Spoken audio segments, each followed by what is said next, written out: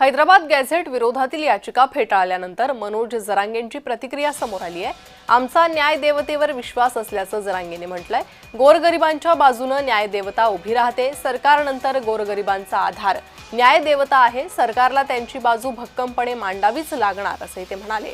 अभ्यासक म्हणवणाऱ्यांनी एवढ्या वर्षात काहीही केलेलं नाही। मनोज जरांगेंनी गोलमेज परिषदेवरही निशाणा साधलेला आहे। गोलमेज परिषदेवर मनोज जरांगेंचा निशाणा। न्याय देवता मराठ्यांना जनतेला न्याय देणार। काही वाईट नीतीचे लोक असतील की त्यांना गोरगरिबांच्या पोरांचं कल्याण होण्यास वाटत असते, त्यामुळे त्यांचं पाऊल ते हमेशा मराठ्यांच्या विरोधात उचलते। तर काय फरक नाही पडणार। न्याय देवता आमच्या बाजूने आहे, गरिबाच्या बाजूने आहे, लोकशाही जिवंत आहे। आमचा न्याय देवतेवर विश्वास आहे, त्यामुळे आम्ही काही टेन्शन घेत नाही, सगळं बरोबर होणार।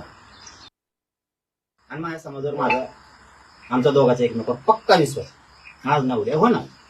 45 वर्षामध्ये काय केलं मग चाललोत ना बरोबर, आम्ही हळूहळू चाललो।